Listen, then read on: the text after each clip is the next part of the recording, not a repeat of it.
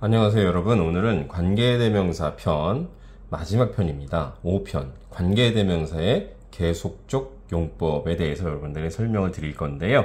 자, 지금 관계대명사를 1편부터 4편까지 본 친구들은 관계대명사에도 용법이 별도로 구분되나? 이런 생각을 할 거예요. 근데 관계대명사에도 용법이 구분이 됩니다. 제한적 용법과 계속적 용법으로 구분이 되는데, 우리가 앞에서 흔히 배웠던 주격 관계대명사, 목적격 관계대명사, 소유격 관계대명사는 또는 관계대명사를 포함한 what도 마찬가지입니다. 전부 앞에 있는 선행사를 꾸며주는 형용사절의 역할을 했어요. 그런 것들을 관계대명사의 제한적 용법이라고 합니다. 그에 반해서 오늘 배우는 것은 관계대명사의 계속적 용법인데요. 그럼 두 용법의 차이가 무엇인지를 여러분이 명확히 아는 것이 굉장히 중요하겠죠. 그 두 용법의 차이는 굉장히 큰 차이를 보여줍니다. 그거를 어떻게 구별하는지, 또 어떤 의미의 차이가 있는지를 잘 알아야 우리가 그 용법을 구분해서 사용을 하게 되고, 그 용법을 정확하게 해석할 수 있게 되고, 그 용법으로 나오는 시험 문제를 정확히 맞출 수 있게 됩니다. 자, 다시 한번 정리하자면, 이때까지 앞에서 배웠던 선행사를 꾸며주는 관계대명사절은 전부 제한적 용법입니다. 이름 속에 답이 숨어 있는 것처럼 뭐로 제한되냐 하면은 앞에 나오는 명사, 여기 있죠? 명사를 구별하거나 한정하는 필수 정보를 제공해 주는 겁니다. 그렇기 때문에 뒤에 있는 관계대명사절이 앞에 나오는 선행사의 명사에 제한해서 설명을 해준다 해서 그걸 제한적 용법이라고 합니다. 명사에 제한되어 있다, 이 뜻입니다. 그래서 제한적 용법 같은 경우는 선행사 다음에 관계대명사 사이에 아무것도 문장 부호를 쓰지는 않아요. 그런데 관계대명사의 계속적 용법은 제한적 용법과 아주 큰 차이가 있는데, 다른 건 다 똑같아요. 무엇을 선택하고 이런 건 똑같은데, 선행사 다음에 콤마를 찍는다는 게 이게 계속적 용법이야 라는 힌트를 주고 있는 겁니다. 여기 보시면 관계대명사 앞에 콤마는 필수라고 되어 있잖아요. 근데 제한적 용법 같은 경우는 관계대명사 앞에 콤마가 없다라고 되어 있습니다. 그럼 이 콤마의 유무를 통해서 제한적 용법이냐 계속적 용법이냐를 구분하게 된다, 이렇게 이해하시면 됩니다. 그럼 이 콤마의 유무가 그럼 어떤 차이를 가져오느냐, 그거를 오늘 우리가 알아채는 게 굉장히 중요합니다. 자, 관계대명사 제한적 용법 같은 경우는 우리 who나 사람이 선행사일 때 who, 사물이 선행사일 때는 which, 또 사람, 사물, 동물 등 복합 선행사가 있을 때는 that을 사용한다. 우리가 그렇게 배워왔는데요. 또 계속적 용법 같은 경우에 특징이 있는데, which나 who만 사용이 가능하고 that은 사용할 수 없다는 큰 특징이 있습니다. 그래서 여기서 벌써 시험 문제의 팁을 하나 드리자면, 관계대명사 앞에 콤마가 찍혀 있을 때는 뒤에 관계대명사가 절대 that이어서는 안 된다. 요런 것들을 포인트로 여러분이 하나씩 가져가시면 됩니다. 자, 그리고 의미적 차이가 제일 크고요. 그 의미적 차이가 정확한 독해를 하는데 도움을 주고, 그 의미적 차이가 시험 문제를 맞출 때 문장의 결과를 다르게 해석할 수 있기 때문에 굉장히 중요합니다. 의미적 차이는 어떤 거냐면, 제한적 용법 같은 경우는 앞에 있는 선행사가 어떤 거냐, 또 앞에 있는 선행사가 뭐 하는 거냐 등 선행사를 제한해서 꾸며주는 역할을 한다면, 계속적 용법, 즉 관계대명사 앞에 콤마가 찍혀 있을 때 그 계속적 용법은 앞에 있는 그 선행사를 연결해서, 계속적으로 연결해서 해석을 한다라는 특징이라고 보시면 돼요. 그렇기 때문에 그 선행사 다음에 있는 관계대명사절을 그리고 뭐뭐 한다, 이런 식으로 등위절 느낌. 그래서 보통 and나 이런 등위 접속사 플러스 주어 동사의 형태로 그 다음 문장을 연결해서 사용할 수 있어요. 콤마가 있을 때는. 자, 이것만 봐서는 무슨 말인지 잘 모르실 거예요. 실제 문장을 보면서 설명을 드리겠지만, 하나 더 이름으로 팁을 드리자면, 제한적 용법은 뭐다? 명사를 꾸며주는 거에 제한하는 거다. 계속적 용법은 뭐다? 그냥 해석을 앞에서부터 뒤 문장으로 쭉 이어서 해석한다. 그래서 계속 연결해서 해석한다. 그래서 계속적 용법이다. 이렇게 이해하시면 굉장히 이해가 쉽습니다.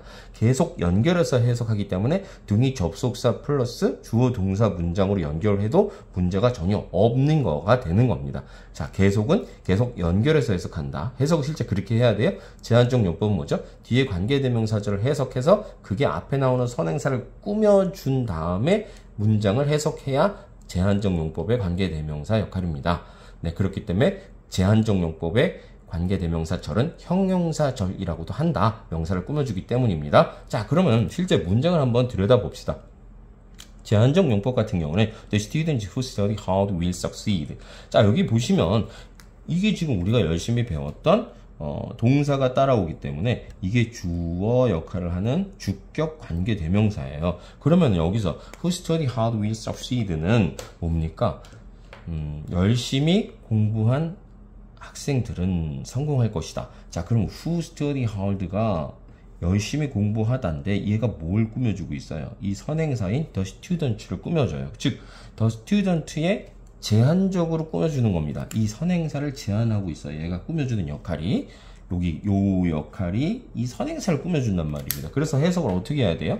열심히 공부한 학생들은 성공할 것이다. 이렇게 해석을 한단 말입니다. 요게 선행사의 제한에서 꾸며준다 해서 제한적 용법의 틀입니다. 두 번째 문장을 한번 볼까요? 이거는 이제 목적격 관계대명사네요. I lost the book that you gave me. 이건 뭐예요? 지금 여기 보시면 요게 목적격 관계대명사입니다. 이 뒤에 지금 목적어가 없기 때문에 목적격 관계대명사예요. 그러면 이 목적격 관계대명사 that you gave me는 뭘 꾸며줍니까? 너 북을 꾸며주고 있어요. 내가 너한테 주었던 그 책을 나는 잊어버렸다가 되는 겁니다. 그죠? 그래서 이 앞에 있는 선행사인 the book을 제한해서 이 뒤에 있는 관계대명사 절이 꾸며준다 이겁니다.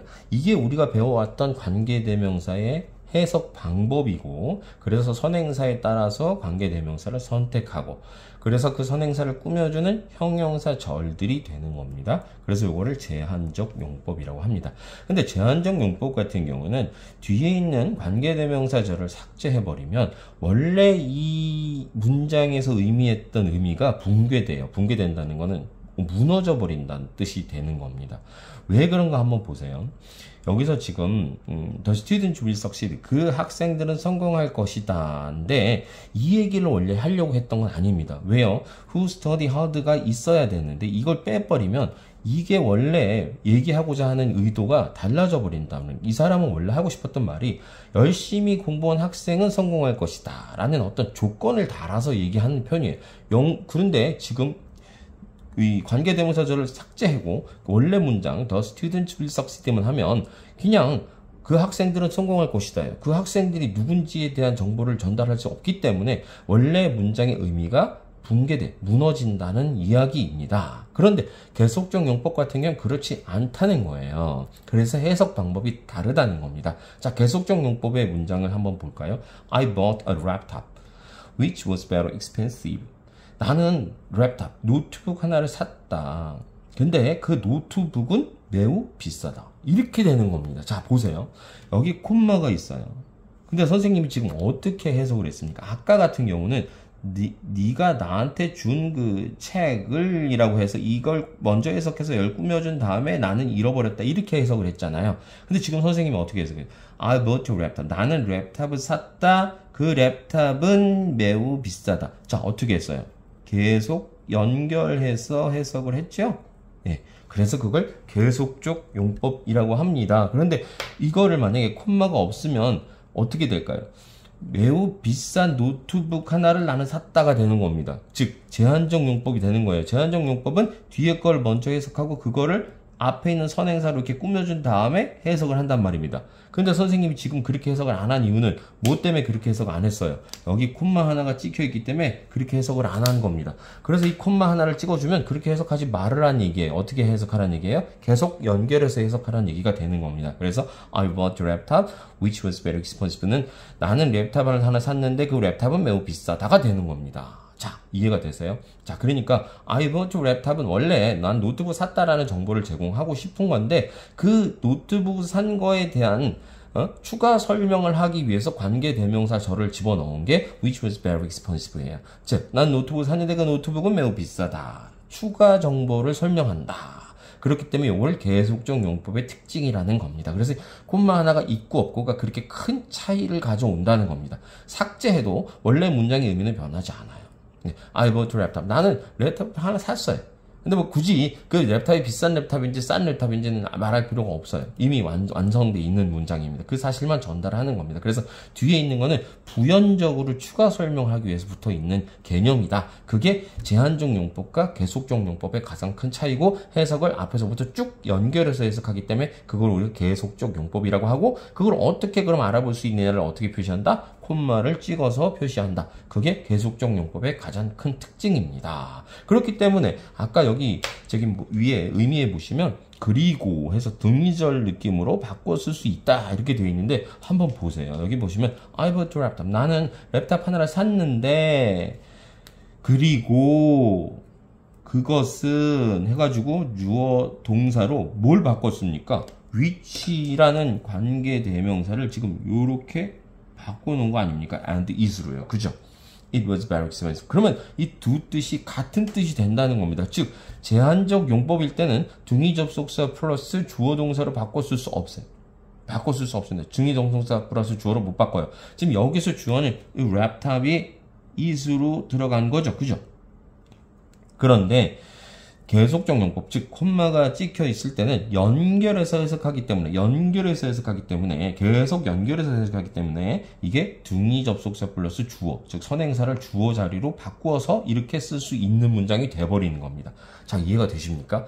굉장히 큰 차이죠. 뭐 때문에? 그 콤마 하나 때문에. 그리고 실제 시험에도 이렇게 관계대명사의 계속적 용법, 즉 콤마 뒤에 있는 관계대명사는 접속사와 주어로 바꿀 수 있는 문장이 실제로 시험에 굉장히 많이 등장을 합니다. 그때 의미적으로 적합한 접속사를 선택하고 앞에 있는 선행사를 이렇게 대명사인 주어로 바꾸어 갖다 두시면 된다. 쉽죠? 간단합니다. 자, 두 번째 문장 한번 볼까요? He speaks confidently. 그는 자신 있게 말한다. 그리고 그것은 항상 도움이 되는 것은 아니다. 이겁니다. helpful. 도움이 되는 것은 아니다. 자, 그는 자신 있게 말한다. 그리고 그 자신 있게 말하는 것은 항상 도움이 되는 것은 아니다. 자, 이번에는 우리 랩탑은 이었는데, 아까 그거는 나는 랩탑을 하나 샀는데 그 랩탑은 매우 비쌌다. 이번에는 그게 아니라 he speaks confidently. 그는 자신 있게 말하는데 그 자신 있게 말하는 것, 즉 문장 전체를 관계대명사가 받아줘요. 즉 계속적 용법은 이런 경우도 있습니다. 선행사를 받아주는 경우도 있지만 그 앞에 나오는 문장 전체를 이어서 받아주는 경우도 있습니다. 여기서 위치는 바로 앞에 전체 내용을 나타내는 겁니다. 네, 그래서 해석을 어떻게 했습니까? 그는 자신 있게 말한다. 그런데 그 자신 있게 말하는 것은 항상 도움이 되는 것은 아니다. 자, 이번에는 앞과 뒷문장이 역접 관계입니다. 반대 관계입니다. 아까는 자, 나는 랩탑 하나를 샀는데 그 랩탑은 매우 비싸다. 이거는 그리고로 연결했는데 이번에는 그게 아니라 반대 관계이기 때문에 접속사를 뭘 선택해야 될까요? but을 선택하는 겁니다. 자, 그는 자신 있게 말한다. 하지만 그가 자신 있게 말하는 문장 전체는 해서 그것은 항상 도움이 되는 것은 아니다 해가지고 이렇게 적당한 등위 접속사를 선택하는 것도 매우 중요하다. 그리고 이렇게 관계대명사의 계속적 용법 같은 경우는 앞에 선행사가 이렇게 명사만 위치하는 게 아니라 이렇게 문장 전체가 선행사로서의 역할을 하는 경우도 있다. 이게 두 가지 계속적 용법과 제한적 용법의 두 가지 큰 차이점이다. 이렇게 이해하시면 되겠습니다. 잘 따라오셨나요? 자, 그렇기 때문에 여러분이 놓치지 말아야 할 거는 콤마의 유무에 따라 해석을 어떻게 하느냐와 또 뭐죠? 관계대명사의 제한적 용법에서는 that을 쓰지 않는다와 그리고 관계대명사의 제한적 용법은 등위 접속사 주어로 바꾸어 쓸 수 없으나 계속적 용법은 등위 접속사 플러스 주어의 형태로 바꾸어서 사용할 수 있다라는 겁니다. 근데 그 등위 접속사는 문장을 해석을 잘 해보고 어떤 등위 접속사를 선택할지를 잘 선택하셔야 된다. 중요하죠? 그리고 또 하나, 계속적 용법 같은 경우에 반드시 선행사가 명사만 받지 않고 문장 전체를 받는 경우도 있다. 그래서 그때 이 주어는 앞에 있는 문장 전체를 is로 받을 수도 있다. 이겁니다. 자, 여기까지가 관계대명사의 제한적 용법과 계속적 용법의 가장 큰 차이였고요. 마지막으로 시험에 굉장히 단골로 등장하는 예문을 하나 소개하고 마치도록 하겠습니다. 실제 시험에 이런 경우가 많이 나옵니다. 자, 한번 볼까요?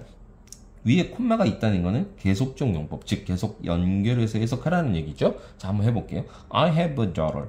나는 딸 한 명이 있는데 그 딸은 선생님이다. 자, 그럼 이 친구는, 이 사람은요, 딸이 몇 명 있어요? 이 사람은 딸이 한 명밖에 없어요. 그렇잖아요. 나는 지금 딸이 한 명밖에 없어. 난 딱 딸 한 명이야. 근데 그 딸은 선생님이야. 이렇게 계속적 용법은 얘기하고 있는데, 만약에 콤마가 없을 때는 어떻게 해석해야 됩니까? 이 전체가 앞에 있는 너러인 선행사를 꾸며줘서 해석을 해야 되잖아요. 그럼 이거 해석 어떻게 해요? 나는 선생님인 딸 한 명이 있답니다. 나는 선생님인 딸이 하나 있다. 자, 그러면은 조건적으로 이 사람은 딸이 여러 명 있을 수도 있다입니다. 가능성이 존재한다는 겁니다. 나는 선생님인 딸 한 명이 있어. 그러나 군인인 딸도 있을 수 있고, 또 뭡니까? 사무원인, 회사원인 딸이 있을 수도 있어요. 그냥 집에서 노는 딸이 있을 수도 있어요.